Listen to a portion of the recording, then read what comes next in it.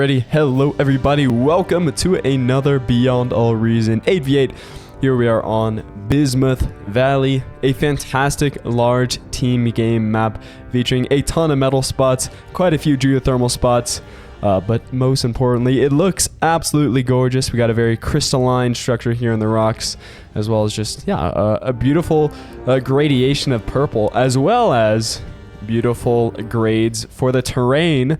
But yeah, I guess we should get started here. So the central question we're going to be asking ourselves today is keep this in mind, can a 63 TS player pull out a win for his team, right? Because of balancing, of course, the rest of his teammates are not going to be as great as a warm-colored team. So with that introduction, we're going to be looking at Zhao, who I believe is third place for large team games on the leaderboard ranking here in the dark blue, playing Armada against 63 TS. You gotta love the Armada bot start. Supporting them, you can see a really big jump in TS here. We have Pyrotech in the light green, 35 TS, playing Cortex. We're going to be starting in that air spot. So Pyro's going to be going air. Opposite them, conveniently, is going to be the best player on the warm color team, 41 TS Trotsky. No relation to the other guy, you know. But they are going to be in the red here, playing Cortex, again, in that air spot. And supporting them, we have a Polygon here in the yellow, playing Cortex. I imagine they're probably going to be going bot, but we can keep an eye on that. And you'll also see it in the little intro thing I do. But anyways, yeah, that's our question. Can Zhao pull out a win for the team? I am going to spoil a little bit, and I'll just say this. The game gets down to the wire, right? We're down to like one commander, tons of bombing raids. It really is, like, there is very little attrition in this specific game. It is very much a war of destruction on both sides. Tons of bases going down. And it is a lot about morale here. Now, I believe, okay, so I saw on the subreddit that apparently aircraft transports can't transport commanders anymore. I didn't see that change in my little change tab here. So I am wondering if that's the case.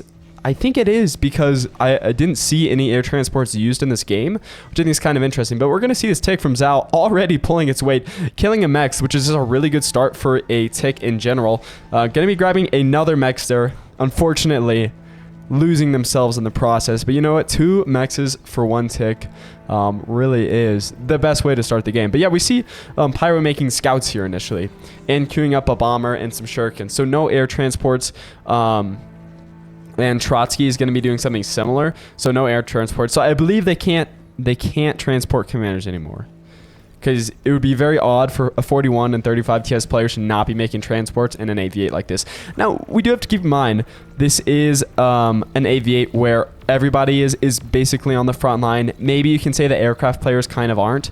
Shuriken plays there. But for the most part, everybody's going to be rocking that front line start, which I really like. You know, I think, nice scout work, by the way. I think maps that have like eco spots can be fun. They can be a little unpredictable too, but I really like the all frontline starts. It really makes it feel more like a war, and less like, you know, build order and stuff relying like that. It's just a big brawl, and we love big brawls. Attrition, boo, boo. Unless I need to make a World War I thumbnail, in which case attrition is wonderful. Another scout out here from Trotsky. Little tick ambush on these poor grunts. Oh wait, I'm just kidding. We're on the same team. Sometimes it does confuse me, the white on the warm colored side. I know it's more like a cream color, but maybe I'm slightly colorblind or just insane. But I always think they're on the cool colored side for some reason. We are seeing a 3-minute bomber here from Pyrotech, which is yeah, I mean, standard. If you're going for the bomber rush, can it make it to the other side? It doesn't look like it. That's why you always kind of want to drop your bombs like first. Whenever you're doing bombing raids, unless you are very, very sure that bomber's making it to the other side, most likely it's not going to. We see a couple raids where like bombers just get completely eviscerated in this game, and it just kills you, because you're like, if you drop those bombs, at least you could have done some damage, right? Now, what would that bomber have done? Like 1 mex of damage, right? But still, hey, it's something. And that's all that matters. Okay, so we got a couple elite ticks here, and I actually watched this in the my initial viewing of the game. These guys are insane. Absolutely legendary. Well, I think the one that's almost dead isn't. Yeah. He gets a little bit deconstructed there. His soul torn straight out of his body. You hate to see it. You really do. But yeah, I mean, this tick is just going to get like quite a few mech kills. We did see some fighters come over here for Trotsky. There wasn't a bomber with them though. Speak of the devil, there is going to be a bomber here now. So we'll see. Just keep in mind, this mech's still getting kills. It's three mechs that tick has killed. So props there.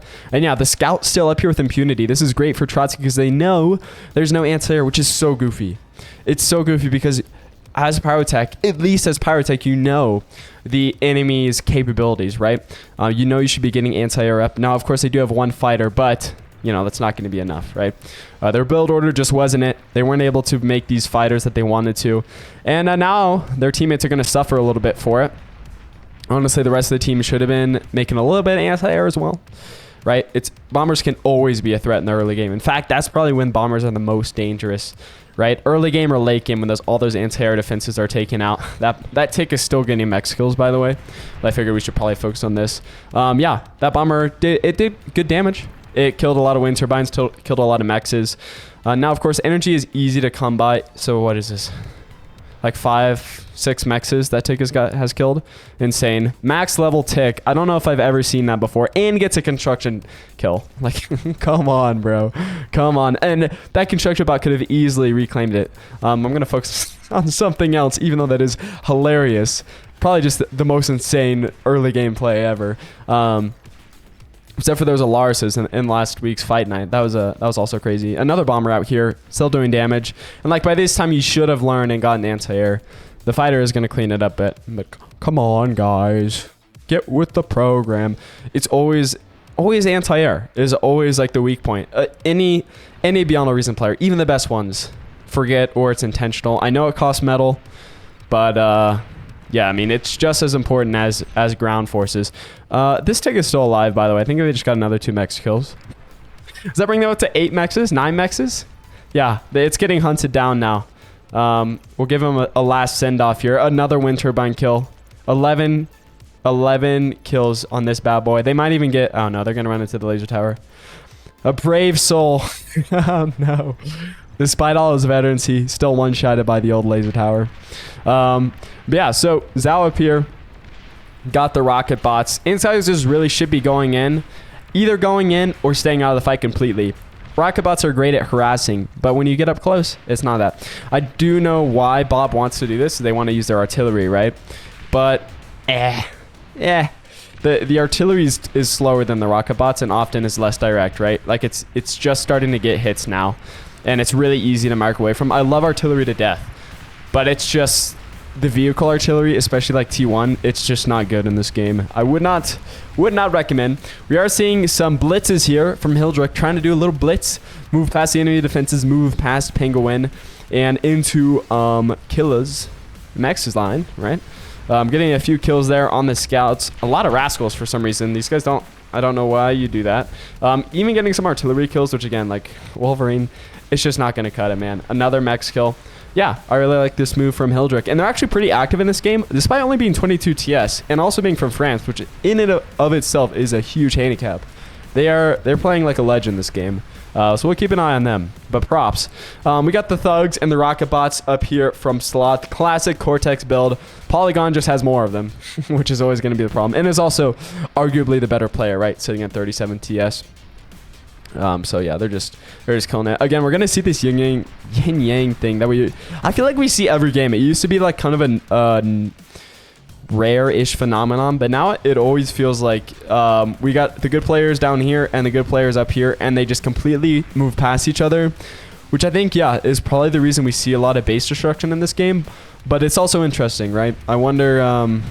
Obviously, it's not intentional because you can't know where the other player starts. But I wonder why we see it, because it must be a few games in a row now. Wow, Ambitious Warden going up here for Sloth. They're expensive. You know, 500 metal is a lot that you might want to invest in an army early on, but he is kind of getting wrecked by Polygon there initially, so I can understand why. The problem is, of course, Polygon might just shift their forces and come down here, and then poor Irish Repo Man.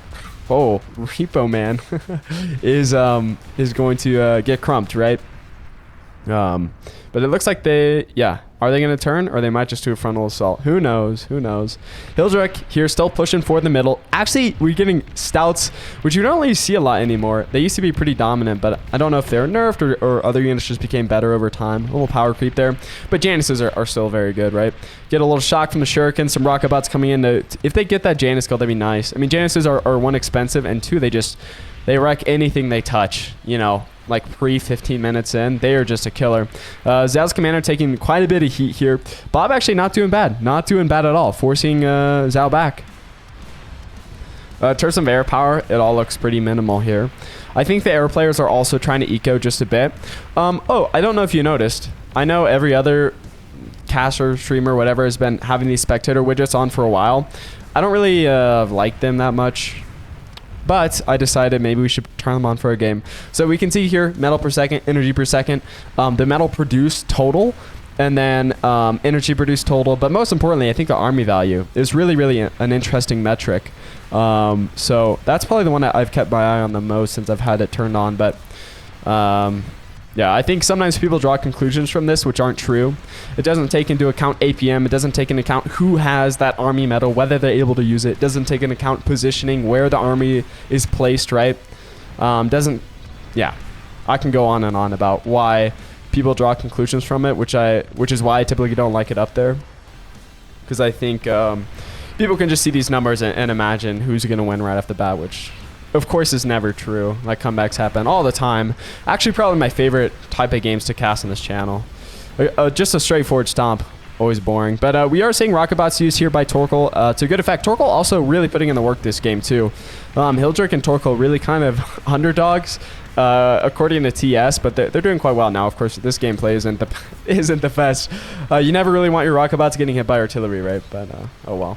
Also a little brawl down here. Centurion and Koi going at it. I love to see Centurion going Armada, baby. The Mace is coming in, and of course the Rocketeers as well. I don't think it's quite as good as Thugs and Rocket Bots, but it's pretty close, right? It's comparable. I actually would see, as Beyond No Reason goes further along in development, these kind of units be like diversified, right? Because at the moment they try to fill the same roles, but the developers, of course, don't want them to be the exact same units, which leads to power discrepancies, etc. So we are seeing our Poiba. After I said how good they were, Hildrek's commander is going to go down here. To be fair, they were being pushed by like 3 people. So totally fair. Maybe a little bit of bad compositioning. We're also seeing a Polygon completely just run into Sloth's base here, which you never like to see. So your center is getting decimated. Your south flank is getting absolutely decimated. It's just looking like a really bad situation for blue team right off the start here. They're not quite pushing in the north as far as you'd like them to be with all this going on. You're also seeing some hounds come up from Admos. You're trying to target this geothermal, which I think is a really, really great strategy. And yeah, Lucy's commander trying to come in here and get a D-gun in. Not going to happen, though. They are spotted. The cloak is completely useless. You're just burning an energy mate. But they pull off a really great maneuver here. Actually being going for that detonation of their commander, which wipes out a lot of metal. Now, is it worth it? It's hard to say. Probably not. But I really like the move. I think, you know, the quick thinking skills are great. Now that geothermal is going to go down these hounds anyways, but I'm going to focus up here in the north just a little bit. Ad F4 is completely getting steamrolled. Up top here, we're seeing Resurrected Brutes from Zhao, which I really like. Zhao doesn't have the vehicle plant, but resurrecting units is always a good play. But they're kind of getting stalled because they really just don't have a ton of army up there. Whereas they're seeing Admos just push forward here unabashedly. Now they are running into Sheldons, which are putting a hurt on them. Of course, putting a hurt on a pawn and a grunt isn't difficult, but Hounds don't do great against Sheldons. They are, again, Hounds and Sheldons fulfill a similar role, and it seems like they are just worse, right? Half the time. I think Zhao, I don't know if he's already said it, or if they've already said it, or if they're about to, but they're like, Hounds are basically a T1 unit, which, yeah, it kind of feels like that sometimes. Obviously, they're not. It's not that bad, but, yeah, it hurts. What else hurts is, yeah, A's base getting absolutely drained. Now, I really like the Shuriken play here on the Hounds here. by Pyro. Great play. Now, if stuff can get in here and kill it, that's the main thing. But they're also contending with Polygon here in the south. And we're also seeing the stream of units from Killa. Riot tanks, incisors, which riot tanks already on the other side of your base is real bad because they're super slow. But once they're in a position, they're hard to push them out of there. We are seeing the Pyros come in here from Koi, which is a great move against Hounds. Hounds are basically impotent against Pyros just because Pyros do such good damage, close range. Now, they should be getting closer because their detonation is one of their most important factors, right? They can do a lot of damage just when they die. Even if you're not manually deploying the death stick, you know, it's still super useful. But we're also seeing a scrappy defense here from Hildrick. Now, of course, the push from Zhao at the top is going well right as Torkoal's commander dies. Mainly due to these fat boys, right? Fat boys are basically a tier 3 unit. They cost 1400 metal. You can see they're already getting a ton of kills, a ton of value there. I wish I could see the metal value that they're getting. There used to be a way to. I don't know if there is any more, but I can't. But nonetheless, they're doing great jobs. Welders are doing a really great job as well. Welders also kind of like the riot tanks. You're kind of like, how do these guys get up there? Because they're so slow. And the reason is this. A fantastic move from Zhao is putting your tier 2 base in the middle of the map. Like, if it's secured, that's a great move because then you're producing units much, much closer to the enemy's base, which can really be a boon towards you. Penguin's commander going down here, way out of position. That was just a skill issue. Even if you're winning that push, I don't think the commander should be up there. Now, of course, they're trying to get the D-gun on the base, but if they got it, it would have been worth it, but that stuff's always hard to calculate, and you really just would rather have that commander. Wasp gunships coming out here.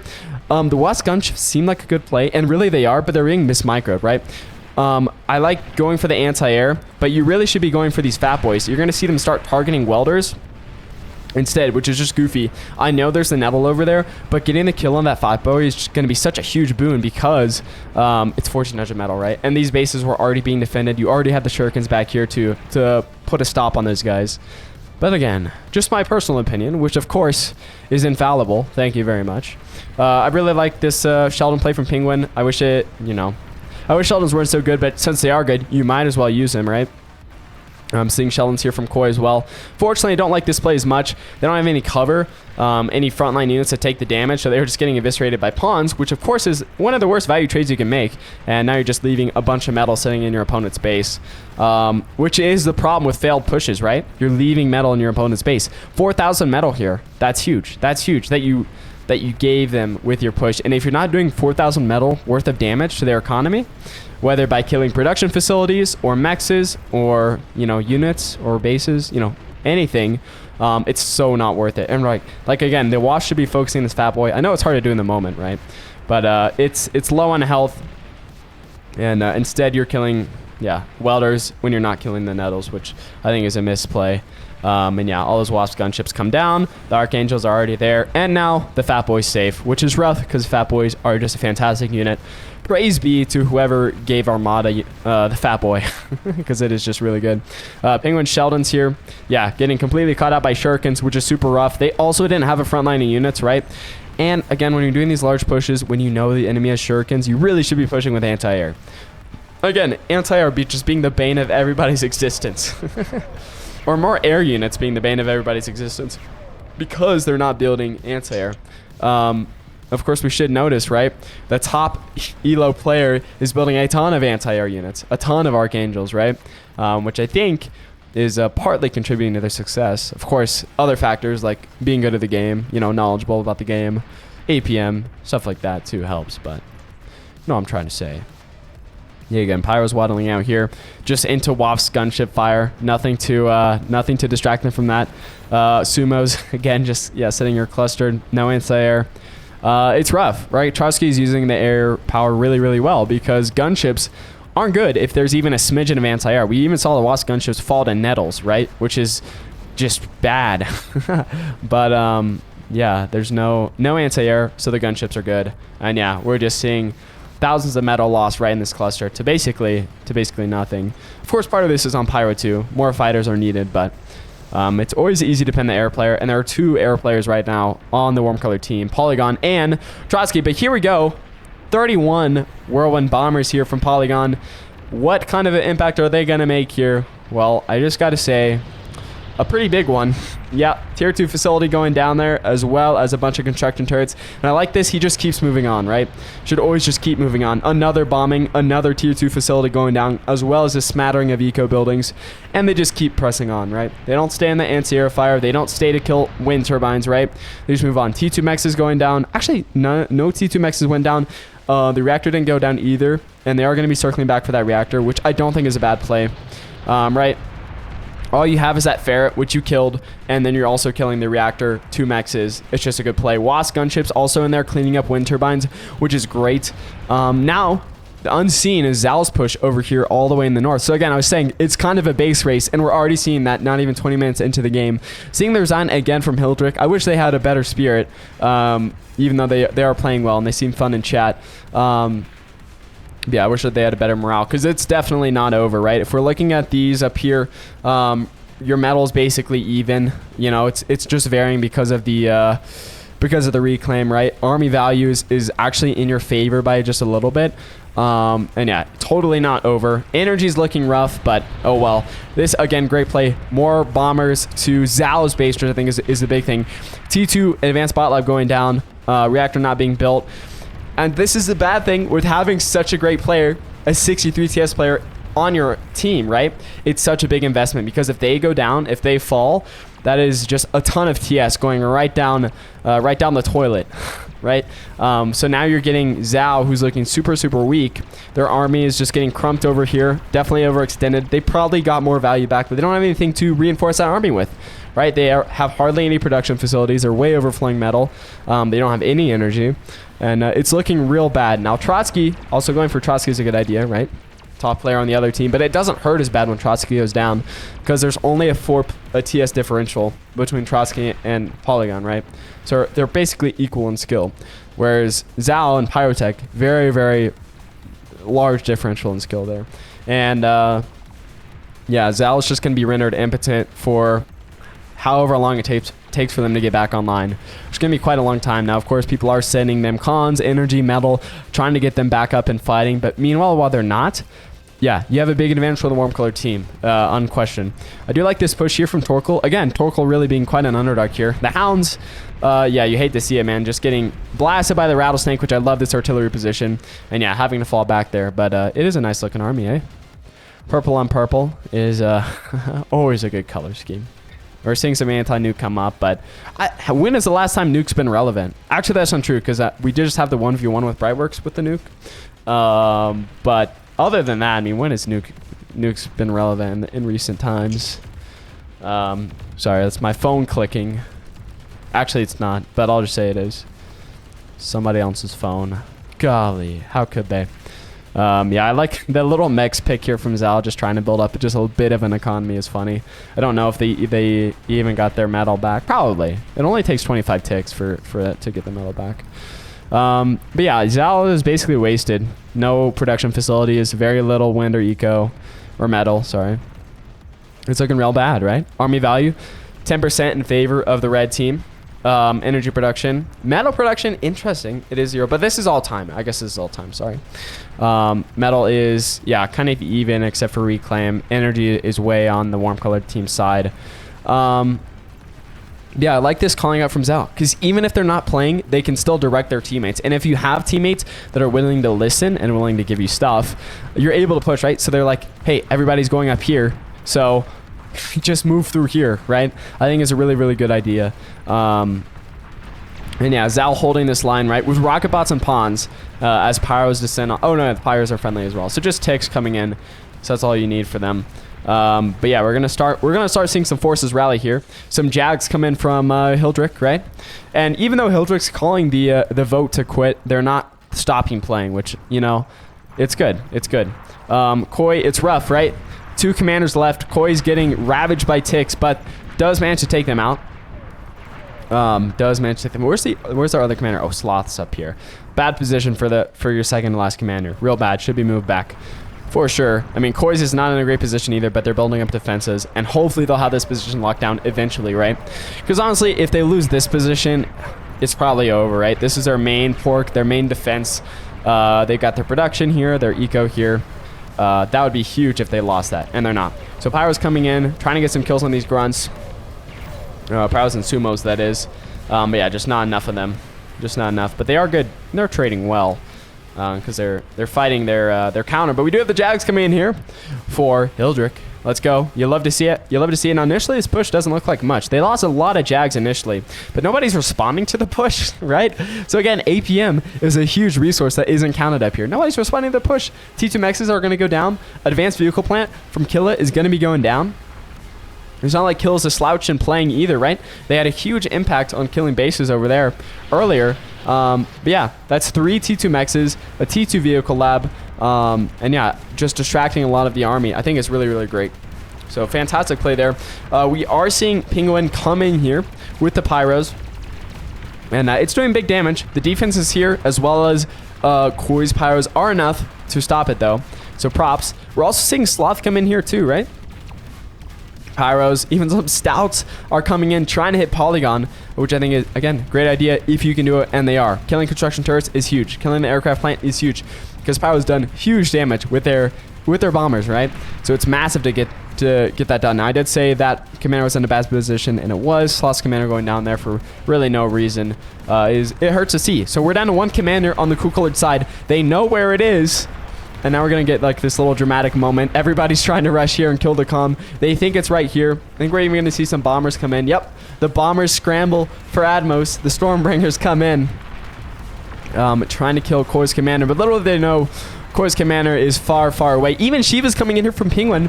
Yeah. It is, this position's really hurting. Most of the defense has been taken out. T2 Mexes are going down. Reactors are going down. It's real bad. On the opposite side of the map, though, we have bombers here from Pyrotech. Huge damage in. Pyro's base completely annihilated. Not Pyro's. Polygon's base completely annihilated.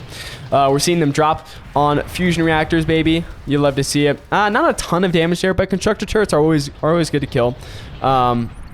This was huge, right? Trying to get the kills on there. I wish they could get that gantry, but they really shouldn't be staying in one place to get those kills. Just trying to do damage wherever you can, right? And I think that's what they're doing. So yeah, good plays all around. Yeah, reactor does go down there, actually. So huge moment. Now the bombers do meet their end, but now without causing a significant amount of damage. And now we're seeing energy per second, 65% on the cool-colored side. Metal per second, 24% on the cool-colored side. Army value is still in the hands of the warm-colored team. They really could and should be pushing more than they are. But again, right? These untold values that aren't shown here really are making a great impact on this game. And yeah, I think it's good. It's real good. So we're kind of seeing the tide turn. If not in the cool-colored tides, then at least even, right? And of course, this is a terrible play. Shiva's just rush in on the lows. Sorry, unsupported. No anti-air in the area. Shurikens absolutely just, yeah, stun them for no reason because there's nothing here, right? It's, man, air power is really dominant when you let it be, right? Yeah, Polygon with the good commands there. Stop scaling, make units, and push, right? Which right now, or they had the advantage, right? They had the advantage. With these Shivas going down, they're definitely not going to have the advantage anymore, right? And we're slowly seeing it tick over to the cool-colored team side. But they could have done something there, right? We're even seeing a little bit of a push here from Killa, right? Killa's no slouch. They're trying to do their best, but yeah, it's hard. I think Polygon doesn't really have the commanding power that Zhao does for whatever reason, right? Maybe because their teammates are a little bit higher elo in general. They would just want to listen to what they think is best, right? Or kind of a save yourself mentality. Like after your base has been hit, you really do just want to try to get as much value back as you can, right? Which oftentimes doesn't mean you're going to be pushing out, right? Because that's when you feel that you're at your weakest, even if the numbers say differently or said differently, right? Right now I'm seeing like 15% differential in army value for the cool color team, which again doesn't necessarily mean it's over, but does mean that the warm color team is going to have to work overtime if they want to claw back from this. This is huge. Also, the Shivas still haven't died from that Shuriken attack, which is insane. Yeah, that was huge. Poor Centurion, man. You hate to see it.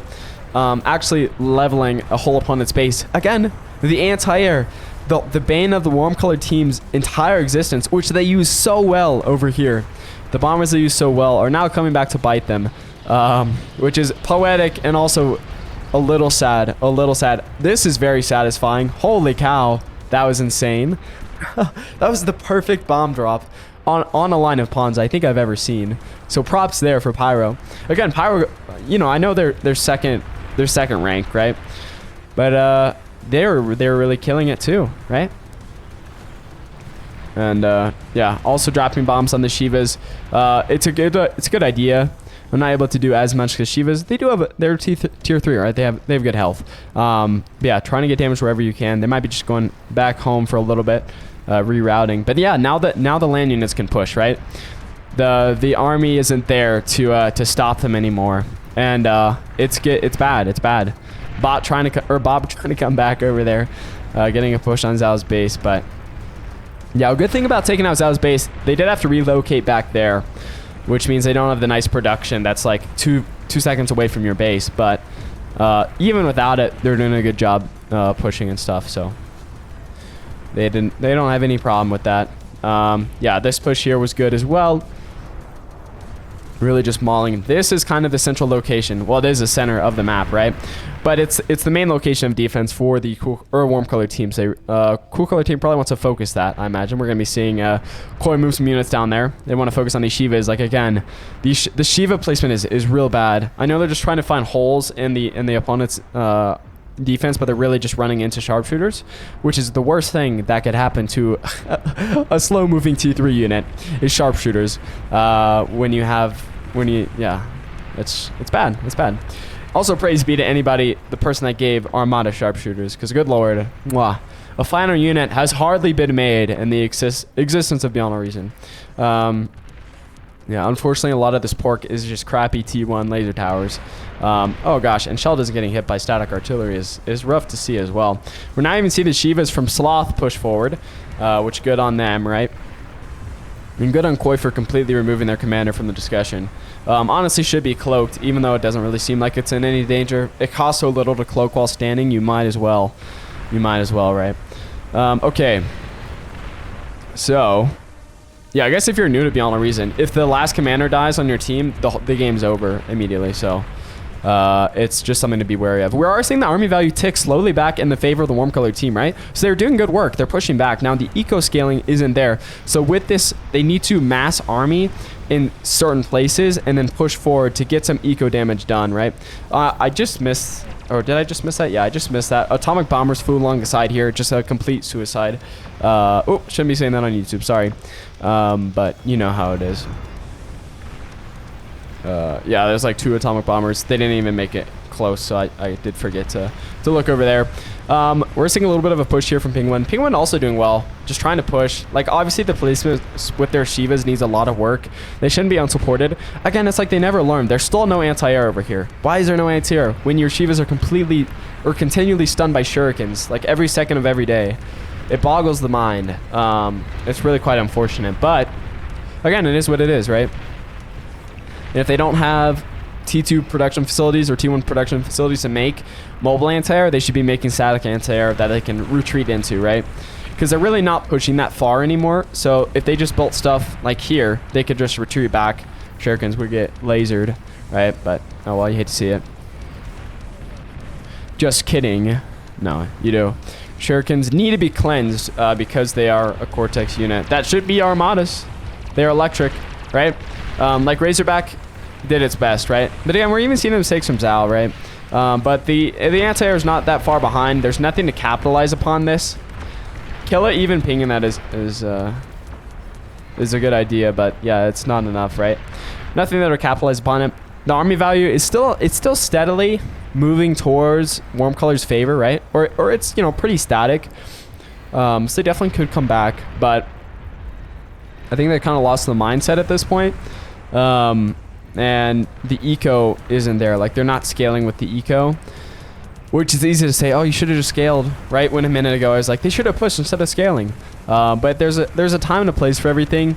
And now that your pushes are immobile, the units you're pushing with their Shivas, which are never going to make it to an opponent's base that has more army value than you do, you really need to reconsider the strategy. So either light fast units that can break through and get some damage done, or you just need to go full eco and defense. But Obviously, more options than that they could go for, but that's what my mind would go to initially. Sheldon's doing good work here against the Razorbacks. They were. A little miss micro there. Actually, a lot of miss micro. Golly, man. Yeah, you don't need to intercept Sheldon, so... Oh, well. Ton of metal just lost there instantly. Yep.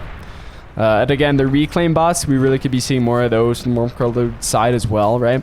A big reason that the cool colored side got back into this were reclaim bots, right? They reclaimed a ton of economy that was left at the foot of their bases by the warm colored team pushing in, and used it to build back their economy, build back better than ever, right?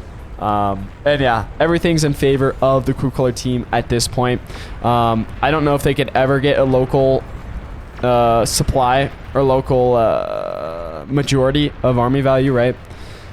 Which is kind of what you have to do when you're coming back from behind. Yeah, the Razorbacks killing ticks. The ticks in against Razorbacks was an interesting play. Yeah, this one almost going down, right? But yeah, they can't even get little wins, which means they're never going to win bigly, which sucks. You really hate to see it. We do see a nuke trying to be made from Polygon. That's interesting. I didn't notice that when I watched the replay. 30 seconds left on that nuke, but then you have the arming time. I don't remember the arming time off the top of my head. Again, how long has it been since I've casted a game that had the nuclear option or used the nuclear option? It's been a while. It's been a while. They're just so easily countered by anti-nuke. And now they're theorizing about how they've lost when, yeah, it's basically over, right? I'm not going to sugarcoat it, lads. But again, look, it seems like every player on the cool colored team has these construction or has these res bots, which is huge. You can keep your army up in the field, right? They're really good at keeping that health up. Or if the unit does go down, they can always resurrect it or reclaim it for metal if they need the extra metal, right? It's such a good, like, such a cheat code. Anti-air and res bots was what killed, or the lack of anti-air and res bots was what killed the warm colored team in the end. Strategical decisions were made poorly too, but I think at the tactical level that was kind of what they needed, right? We're seeing a lot of anti-air now from Atmos, which good on them. They had a lot over here, which is what they pulled back here, but it's they're not a frontline unit. You might be surprised to find they are just trying their best. Yeah, Polygon's still holding out hope for the nuke, right? But it's got a lot of time left. I wish it told me how long it would take, but and yeah, it wants to launch instantly. Even if the nuke did go off, that wouldn't end the game, and then they'd have to shoot another one and another one and another one. Meanwhile, still trying to defend. Probably just wouldn't work. I like the dragon player from Trotsky though. Dragons have been buffed. I say recently. It's probably been months now, but they're pretty good. They can take a lot of damage.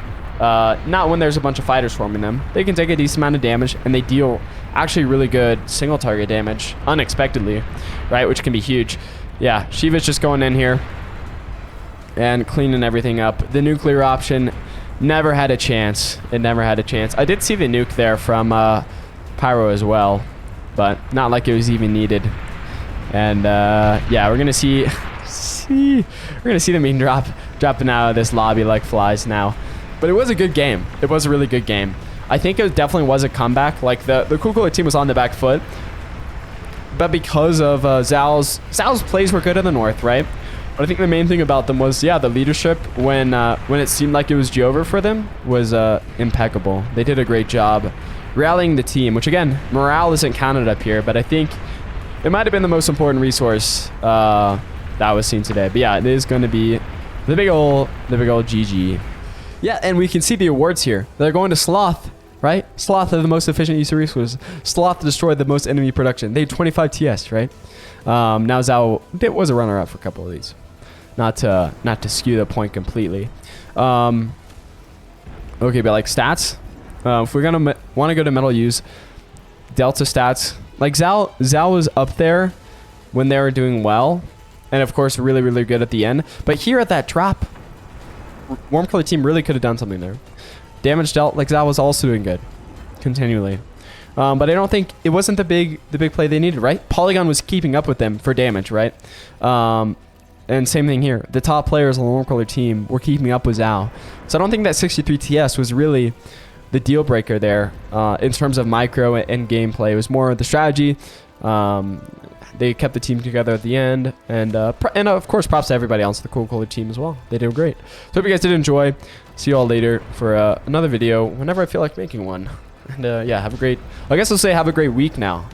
Because I'm never making daily videos again. Yeah, adios.